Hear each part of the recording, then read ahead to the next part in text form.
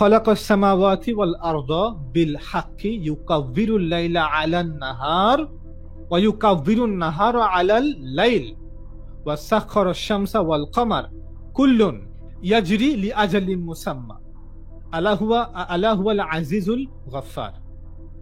তিনি আসমান এবং জমিন সৃষ্টি করেছেন যথাযথভাবে, এবং পৃথিবীতে তিনি রাত্রিকে দিবস দ্বারা ইউকাব্বিরু, তিনি রাত্রিকে দিন দ্বারা ইউকাব্বিরু মুড়িয়ে দেন, এবং দিবসকে রাত্রি দ্বারা ইউকাব্বিরু মুড়িয়ে দেন, পেঁচিয়ে দেন। তিনি রাতকে দিন দ্বারা পেঁচিয়ে দেন, মুড়িয়ে দেন, আবার তিনি দিবসকে রাত্রির দ্বারা পেঁচিয়ে দেন, মুড়িয়ে দেন। এবং তিনি সূর্য ও চন্দ্রকে তাদের কাজে নিযুক্ত রেখেছেন, প্রত্যেকেই বিচরণ করে। কুল্লুন ইয়াজরি লি আজালিম মুসাম্মা, প্রত্যেকেই যার যার সময়কাল পর্যন্ত বিচরণ করবে। জেনে রাখুন তিনি পরাক্রমশালী, ক্ষমাশীল। আমাদের মূল হচ্ছে কি যে ইউকাব্বিরু, এই ইউকাব্বিরুটা যে মুড়িয়ে দেওয়া, পেঁচিয়ে দেওয়া, এখান থেকেই আমাদের স্কলাররা বের করছেন যে পৃথিবী গোল। এই আয়াতে মুড়িয়ে দেয়া বা জড়িয়ে দেওয়া, পেঁচিয়ে দেয়া অর্থে আরবি ইউকাব্বিরু ভার্ব, যেটা ক্রিয়াপদ ভার্ব ব্যবহৃত হয়েছে। শব্দটি আরবি ভাষায় কোনো গোলাকার বস্তুকে মোড়ানোর জন্য বা মাথায় পেঁচিয়ে পেঁচিয়ে পাগড়ি পরিধান করার অর্থে ব্যবহৃত হয়ে থাকে। আমরা যখন মাথায় পাগড়ি গোল করে পেঁচাই, এটাকে আরবরা ইউকাব্বিরু বলা হয়। অর্থাৎ পাগড়ি পেঁচানোর জন্য যে শব্দটা ব্যবহার করা হয় সেটাকে ইউকাব্বিরু বলে। বা আরেক কথা বলতে পারেন, আরবরা পাগড়ি পেঁচানোর জন্য বলে আমাকে পাগড়িটা পেঁচিয়ে দাও, তখন ইউকাব্বিরু শব্দটা ব্যবহার করে। তো এখান থেকে আমাদের স্কলাররা বলছেন যে বিখ্যাত মুসলিম দার্শনিক ও তত্ত্ববিদ আবু মুহাম্মদ আলী ইবনে আহমদ ইবনে সাঈদ ইবনে হাজাম আন্দালুসি, উনি হচ্ছে গিয়ে 994 খ্রিস্টাব্দে ওনার জন্ম, ওনার ইন্তেকাল হচ্ছে 1064 খ্রিস্টাব্দ, অর্থাৎ আজ থেকে প্রায় 960 বা 70 বছর আগে, বা অ্যাটলিস্ট 950 বছর আগে উনি একজন স্পেনের আমাদের আল আন্দালুসের একজন স্কলার, উনি এই আয়াতটাকে কোট করছেন। এই আয়াতকে প্রমাণ হিসেবে উপস্থাপন করে, এই আয়াতটাকে রেফার করে কোট করে উনি বলছেন পৃথিবীর বর্তুলাকার, পৃথিবী গোলাকার। এটা ওনার আল ফাসাল ফিল মিলাল ওয়াল আহওয়া ওয়াল নিহাল, ওনার এই কিতাবের মধ্যে উনি এই আয়াতটাকে পেশ করে উনি প্রমাণ করছেন বা উনি দাবি করছেন পৃথিবী প্রকৃত অর্থে গোলাকৃতি। তিনি বলেন আরবি কাওয়ারা থেকে যে ইউকাব্বিরু আসছে, কাওয়ারা ইউকাব্বিরু, এই শব্দটা কুরাতুন, কুরাহ থেকে উদ্ভূত, কুরাতুন কুরা থেকে উদ্ভূত, যার অর্থ বল বা গোলক। সো ইউকাব্বিরু হচ্ছে কি আপনার প্রেজেন্ট টেন্স প্যাসিভ, ইউকাব্বিরু passive tense, present passive tense. এরপর তিনি বলেন সূর্য সবসময় পৃথিবীর কোনো না কোনো নির্দিষ্ট স্থানের উপর লম্বভাবে থাকে। তাই এই বক্তব্য পরবর্তী অনেককেই ভীষণভাবে অনুপ্রাণিত করে। ওনার এই বক্তব্যের পরে অনেকেই ওনার এই তাফসিরটাকে, ওনার এই ব্যাখ্যাটাকে গ্রহণ করছে যে হ্যাঁ, এই যেহেতু পবিত্র কোরআনে ইউকাব্বিরু শব্দটা ব্যবহার করা হয়েছে, কাওয়ারা থেকে আসছে, আর কাওয়ারা মানে পেঁচানো, তার মানে ওনার ব্যাখ্যাটা রাইট। অনেকে ওনার ব্যাখ্যাটার সঙ্গে এগ্রি করছে, একমত হয়েছে। এদের মধ্যে অন্যতম বিখ্যাত মুসলিম ভূগোলবিদ এবং মানচিত্রকার, আমাদের ইসলামের প্রথম যে মানচিত্রকার ছিল আবু আব্দুল্লাহ মুহাম্মদ আল ইদ্রিসি, বিখ্যাত আমাদের যে ভূগোলবিদ, যিনি প্রথম যে একটা সব থেকে বেটার ম্যাপ তৈরি করেন ডিটেলসে। ওনার জন্ম 1100 খ্রিস্টাব্দে আর ওনার ইন্তেকাল 1165 খ্রিস্টাব্দে। উনিও আজ থেকে প্রায় 920-30 বছর 40 বছর আগে। উনিও স্পেনের স্কলার, যিনি সর্বপ্রথম পৃথিবীর ম্যাপ অঙ্কন করেন। তিনিও পৃথিবী বর্তুলাকার বলে বিশ্বাস করতেন, ওনার থেকে এটা পাওয়া যায়। তাছাড়া ইমাম আহমদ ইবনে হাম্বল উনি এবং ইমাম ইবনে জাউজি ওনারা সবাই আজ থেকে 900-1000 বছর আগের স্কলার। আরো অনেকেই এই আয়াতের উপযুক্ত ব্যাখ্যা করেন, ওনারা অনেকেই এই আয়াতের ব্যাখ্যা করতে গিয়ে এই মত দিচ্ছেন। আচ্ছা, ইবনে তাইমিয়া উনি প্রায় আজ থেকে 800-750 বছর আগের স্কলার। উনি ওনাদের কিতাব বিখ্যাত মাজমা আল ফাতাওয়া, ওখানে উনি ইমাম আবুল হোসাইন আহমদ ইবনে জাফর ইবনে আল মুনাদি ওনাকে রেফার করে, ওনার বরাত দিয়ে উনি লেখেন ইবনে তাইমিয়া যে সকল পণ্ডিতরাই এ বিষয়ে একমত যে আসমান মূলত গোলাকার, মানে যে ইউনিভার্স মূলত গোলাকার। তিনি বলেন একইভাবে পৃথিবীও গোলাকার। ইবনে তাইমিয়া মতে উনি ওনার মত না, উনি ইমাম আবুল হুসাইন আহমদ ইবনে জাফর ইবনে আল মুনাদি, যিনি আল মুনাদি নামে বেশি বিখ্যাত, আল মুনাদি, ওনার রেফার করে বলছেন যে আসমানও গোল এবং সবকিছুই গোল, পৃথিবীও গোল।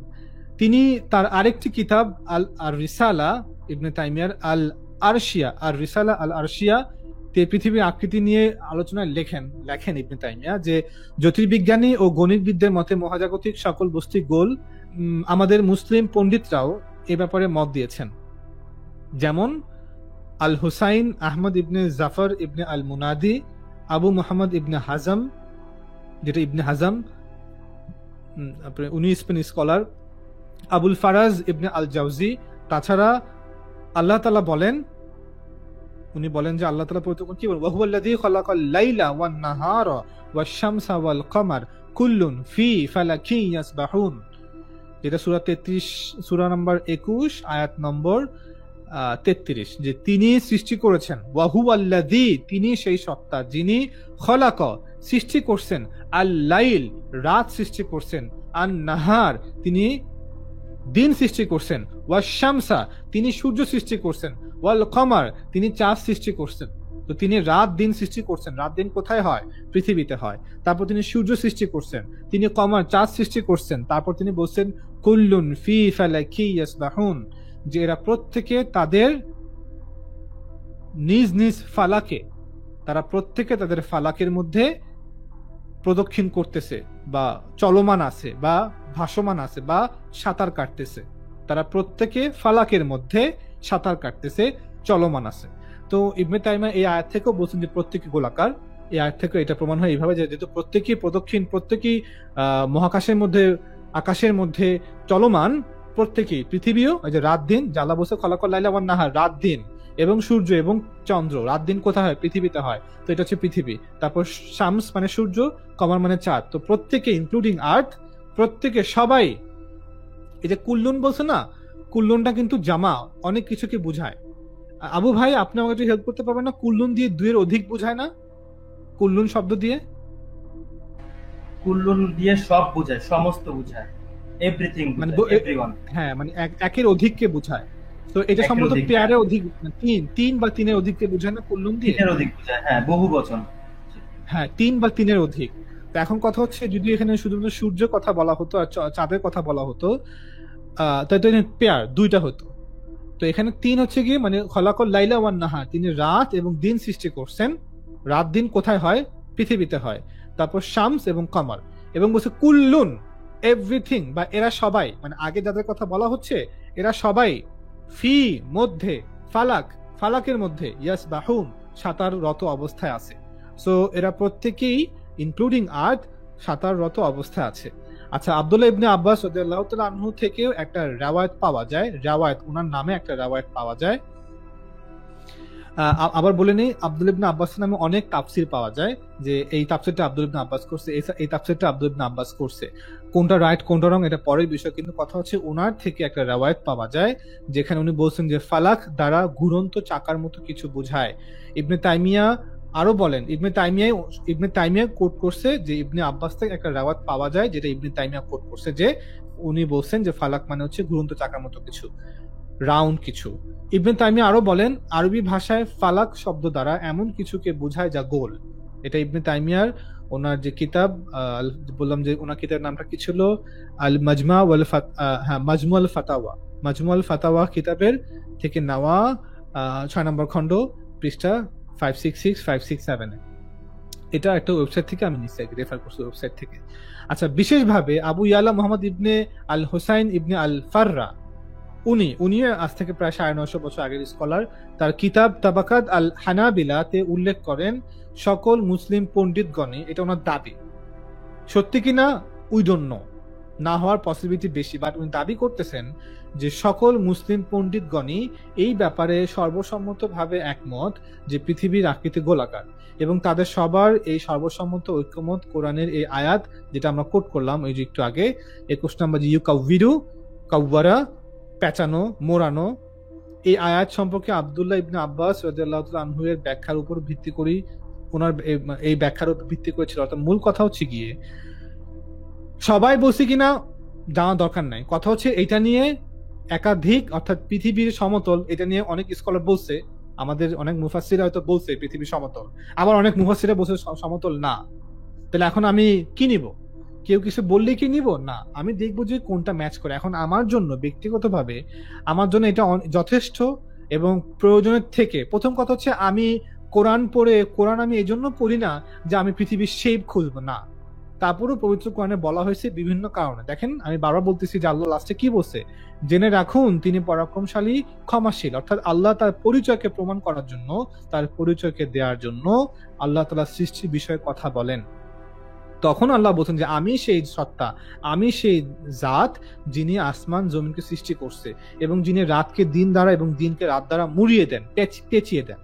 এখন আমি একটা ভিডিও দেখাই, জাস্ট 1-1.5 মিনিটের ভিডিওটা, এটা একটু সবাই দেখেন যে মানে পেঁচানোটা কি। জাস্ট এইভাবে যে আল্লাহ বলছে যে আমি রাতকে দিন দ্বারা মুড়িয়ে দেই এবং দিনকে রাত দ্বারা মুড়িয়ে দেই।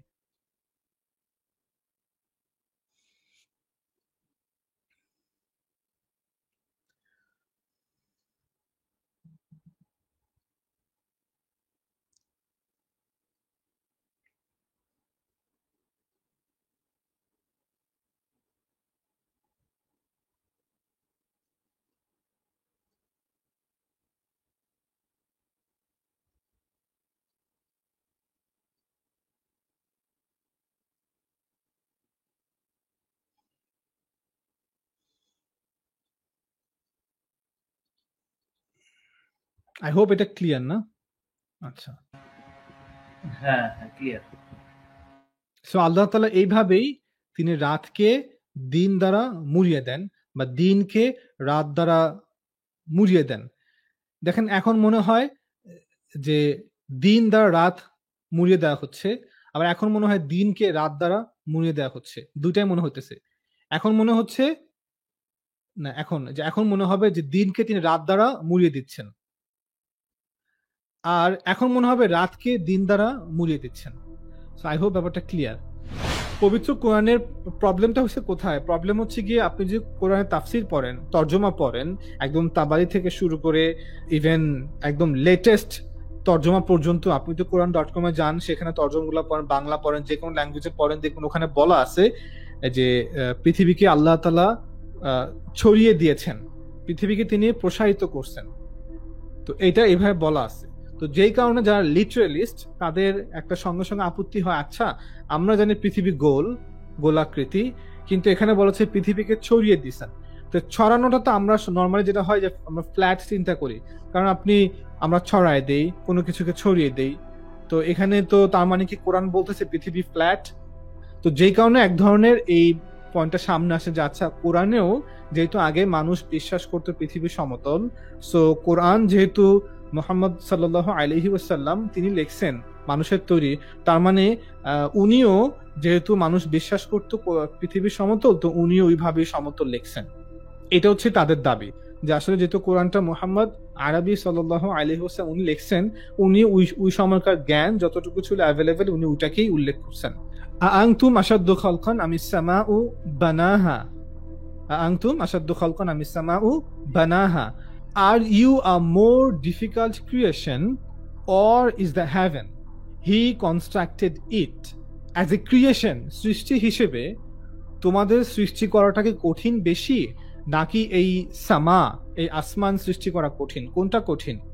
বানাহা, আল্লাহ তাআলা সেই সত্তা যিনি এই সামাকে কনস্ট্রাক্টেড, তৈরি করছেন। 28-এ আল্লাহ বলতেছেন রাফাআ সামকাহা ফাসাওয়াহা, হি অর্থাৎ আল্লাহ তাআলা raised its ceiling and proportioned it. তো আল্লাহ হচ্ছে সেই সত্তা, সেই জাত যিনি এই যে সামা, যে আল্লাহ আগে সামার কথা বললেন যে কোনটা সৃষ্টি করা কঠিন, তোমাদেরকে নাকি মহাবিশ্ব? সামা শব্দের লিটারাল মিনিং হচ্ছে গিয়ে এনিথিং অ্যান্ড এভরিথিং অ্যাবাভ, যা কিছু উপরে। এটা হচ্ছে সামার ডিকশনারি মিনিং। সেই মিনিংটাকে আমরা আবার আসমান শব্দে ব্যবহার করি, আকাশ শব্দে মানে আরবরা ব্যবহার করে, কারণ শব্দের রুট মিনিং এক জিনিস কিন্তু এটার অ্যাপ্লিকেশন আরেক জিনিস, যদিও একটা কানেকশন থাকে, মিল থাকে, সিমিলারিটিস থাকে, কোনো শব্দ যখন তার রুট থেকে বের হয় তো রুটের সাথে এক ধরনের মিল থাকে, একদমই ডিস্টিংক্ট হয় না, বাকি সেই শব্দে একটা বাস্তবিক প্রয়োগ থাকে, অ্যাপ্লিকেশন থাকে, তাই না? আমি যেমন আগে একটা এক্সাম্পল দেওয়া হয়েছিল আমার আগে একটা লাইভের মধ্যে, যে মোবাইল, মোবাইল শব্দ অর্থ কি? অস্থায়ী, ক্ষণস্থায়ী, এমনটা কিছু, যেটা মোবাইল, যেটা কোনো কোনো জায়গায় সেটেল না। কিন্তু আমরা তো এখন মোবাইল দেখে ডিভাইসকেও বুঝাই।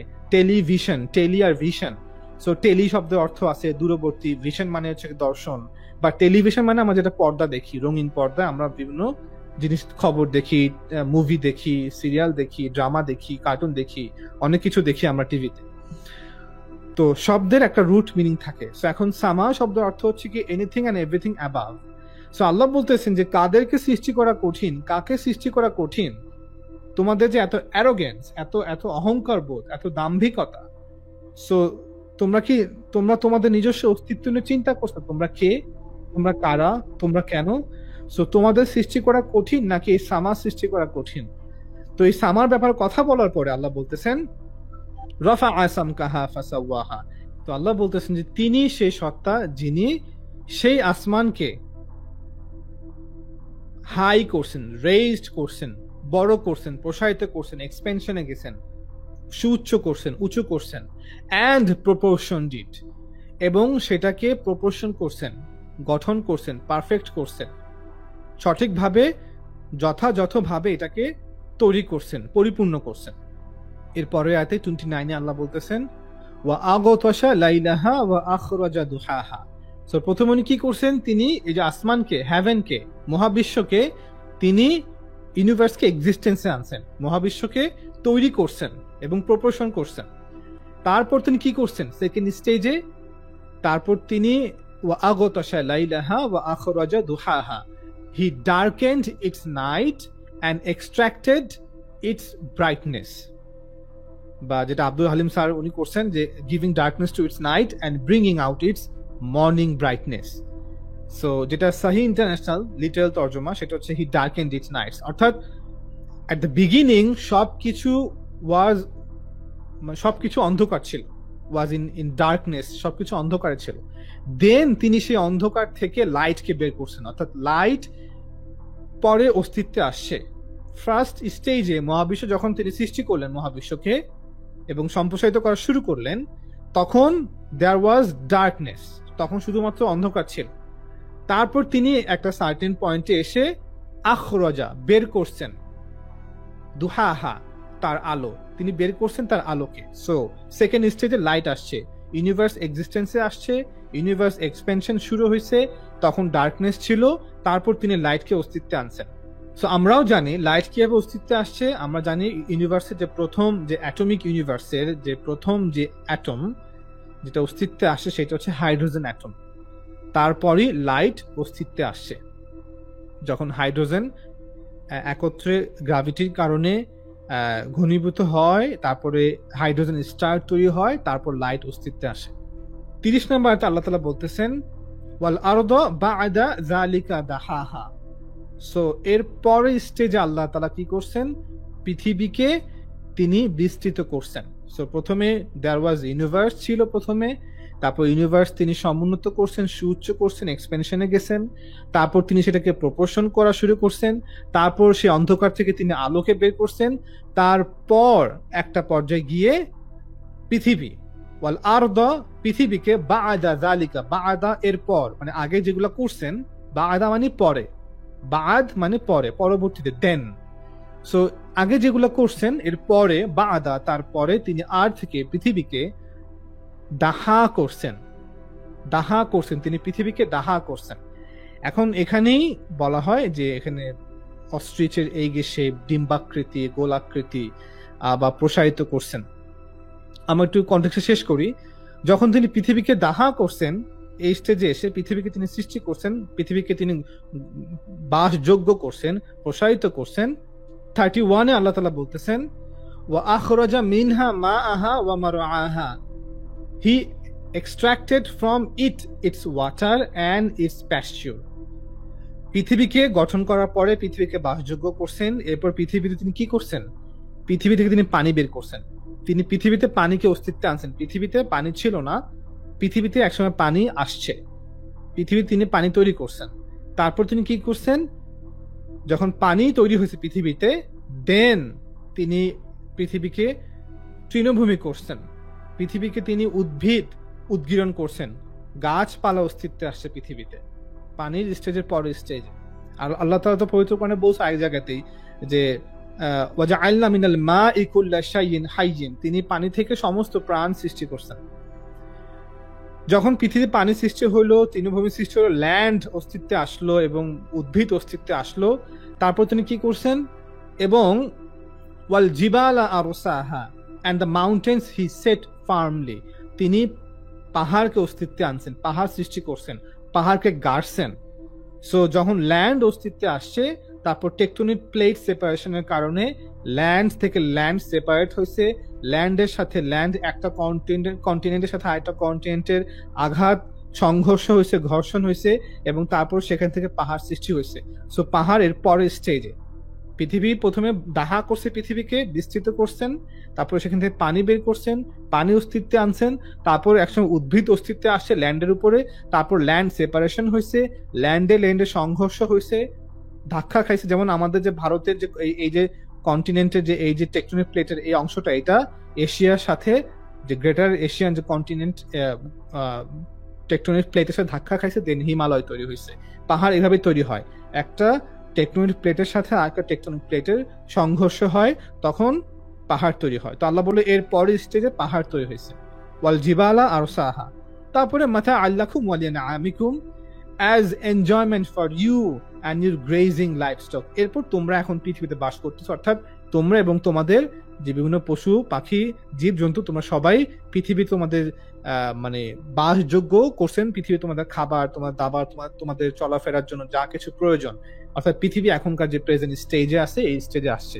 তো এইটা হচ্ছে পুরো সৃষ্টির ব্যাপারে একদম ধারাবাহিকভাবে আল্লাহ তাআলার একটা সংক্ষেপে স্পেসিফিক কিছু পয়েন্ট দিয়ে একদম সামা ইউনিভার্সের ক্রিয়েশন থেকে শুরু করে পৃথিবীর বাসযোগ্য হওয়া এবং সেখানে আমরা আসা এবং অন্যান্য জীব জন্তু পশু পাখি যে বাস করতেছে, আমরা খাবার গ্রহণ করতেছি পৃথিবী থেকে। তো এই পর্যন্ত আল্লাহ তাআলা বলছেন। এরপর আল্লাহ কি বলছেন, আমি বললাম না যে কোরআনের বলার ঢং ডিফারেন্ট, কোরআন একটা কারণে বলে। এই এত কিছু কেন বললেন? আল্লাহ বললেন ফাইদা জাআতি তাম্মাতুল কুবরা, but when there comes the greatest overwhelming calamity, when the great overwhelming event arrives, অতঃপর একসময় কিয়ামত আসবে।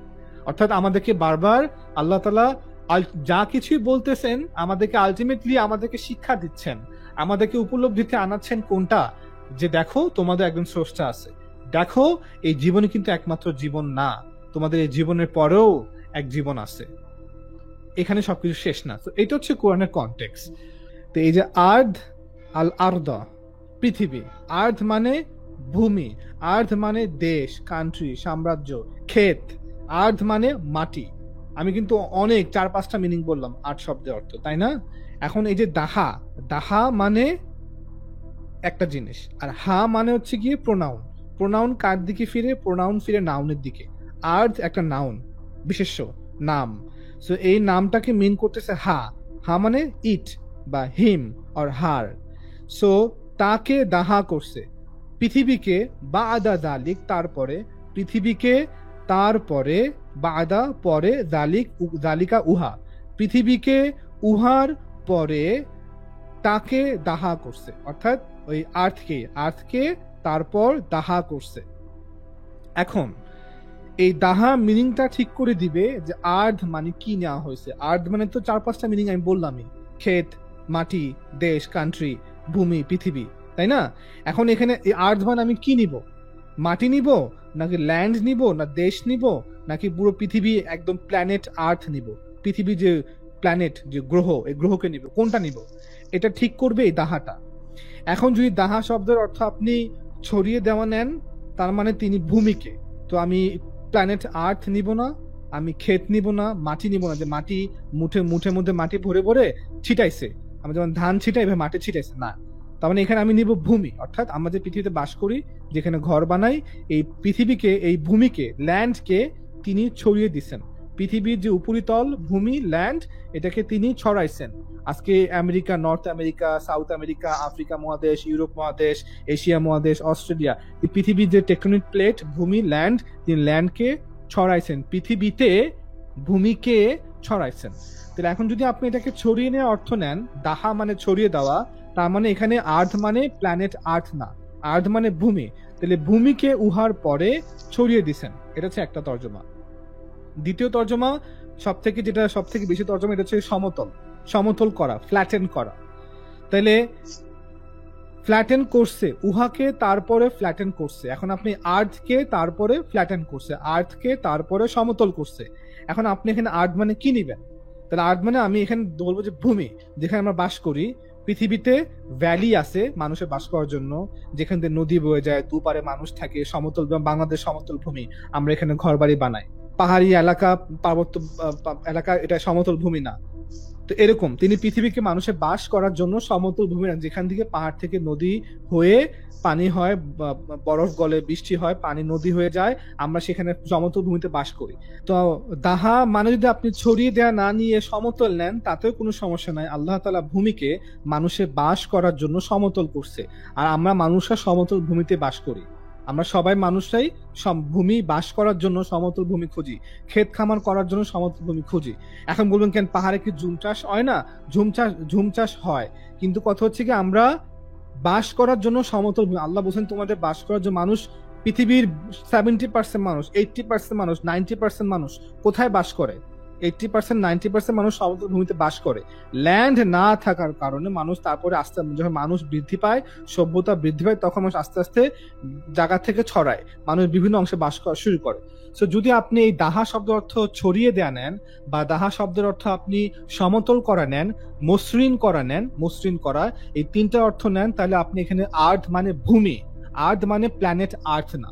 আর যদি আপনি এখানে দাহা শব্দের অর্থ আপনি আকৃতি নেন, যে পৃথিবীর আকৃতিকে তিনি দাহা করছেন, গোলাকৃতি করছেন, পবিত্র কোরআনে কিন্তু কোথাও বলা হয় নাই তিনি পৃথিবীর আকৃতিকে সমতল করছেন, পৃথিবীর আকৃতিকে গোলাকার করছেন, বা পৃথিবীর আকৃতিকে তিনি সমতল করছেন, ফ্ল্যাট করছেন, সমান করছেন, চাদরের মতো সমান, খাটের মতো সমান না।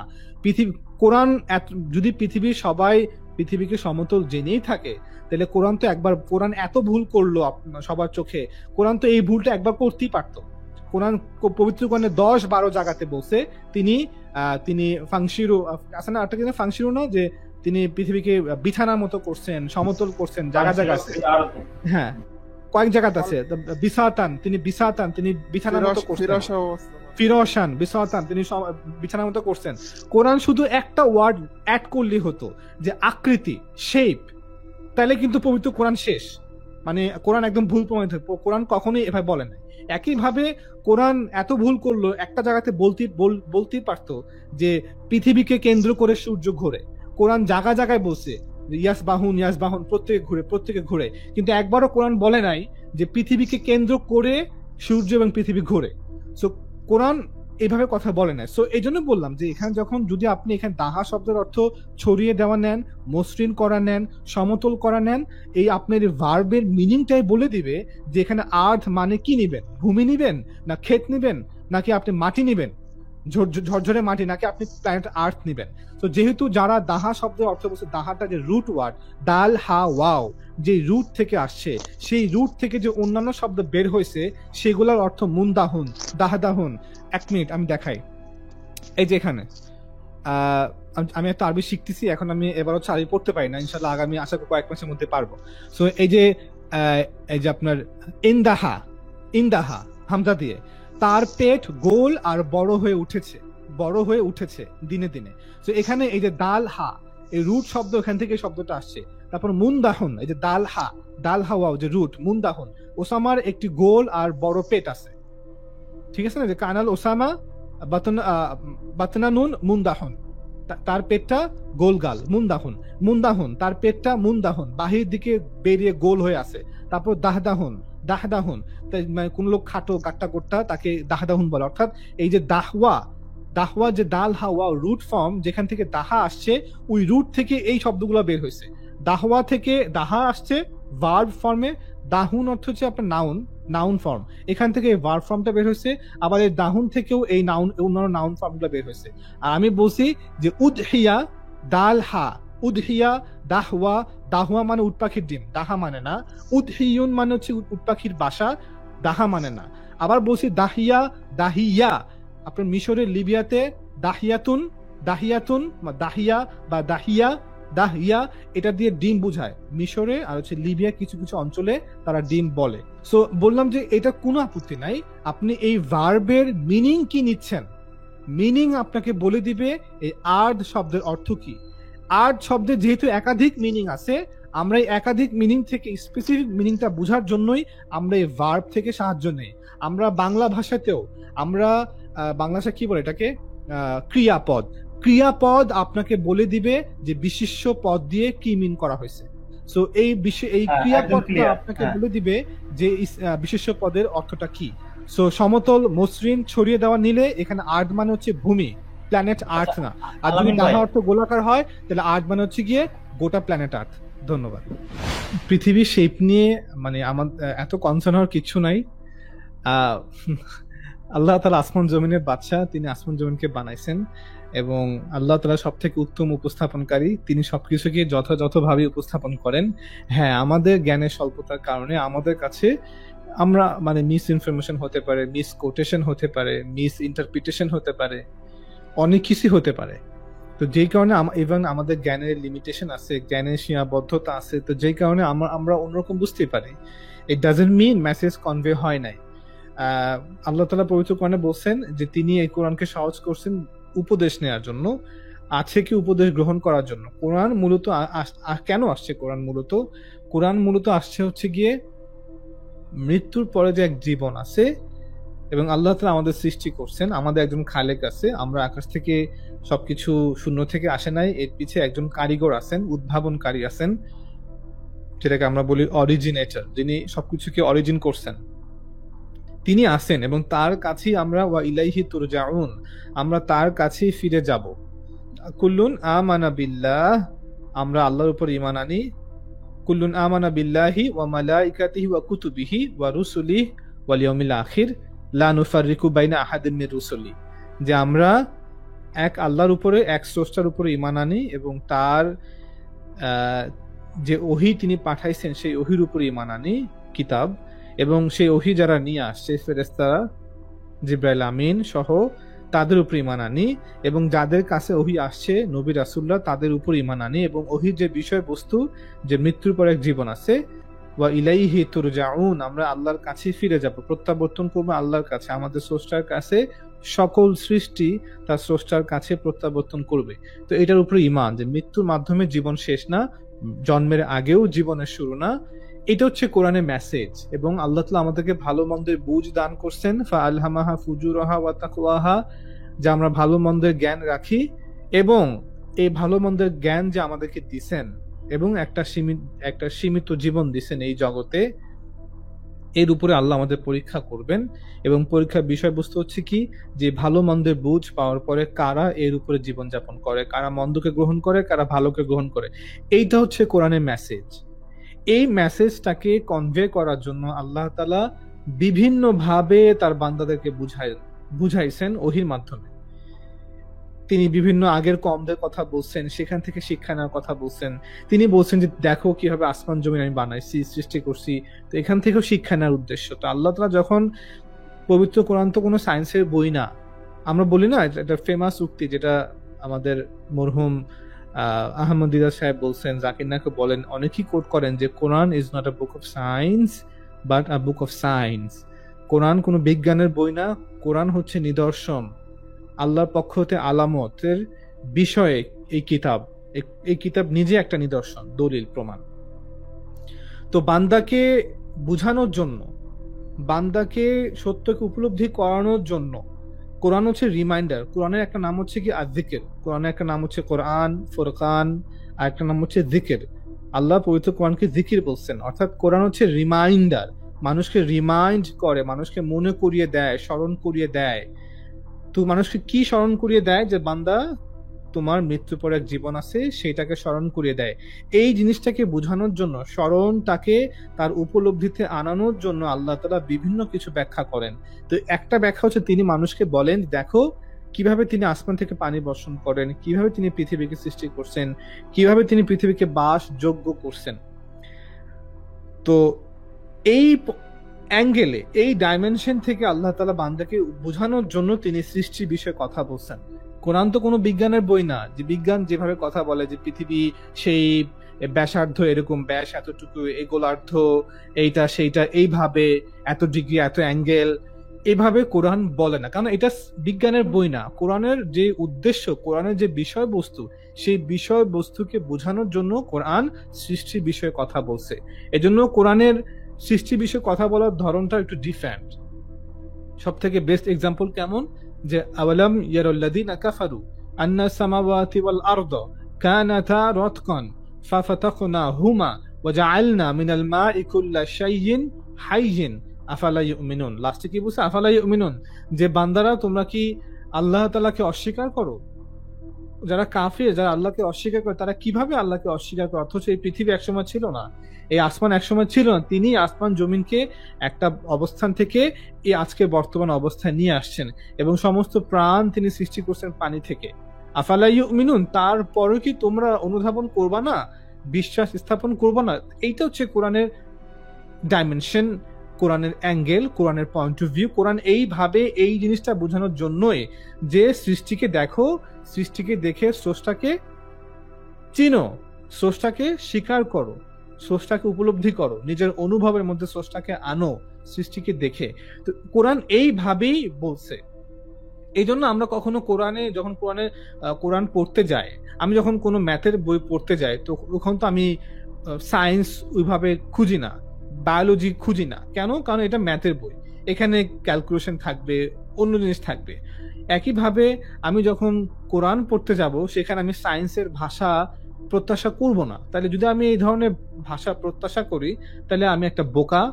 আমি হয়তো খুবই সহজ সরল, খুবই এতটাই সহজ সরল যে আমি বুঝি না যে মানুষ কোনো বিষয়ে কথা বলতে গেলে তাকে বোঝানোর জন্য, সেই বিষয়বস্তুটাকে বোঝানোর জন্য আনুষাঙ্গিকভাবে অন্য বিষয়ে উদাহরণ হিসেবে নিয়ে আসে। তো এই জন্য আমরা যখন কোরআন পড়ি, তখন কোরআন পড়তে গিয়ে আমরা এই ধরনের সায়েন্টিফিক ল্যাঙ্গুয়েজ আমরা প্রত্যাশা করি না। সো কেউ যেন প্রত্যাশা নাও করে এইভাবে।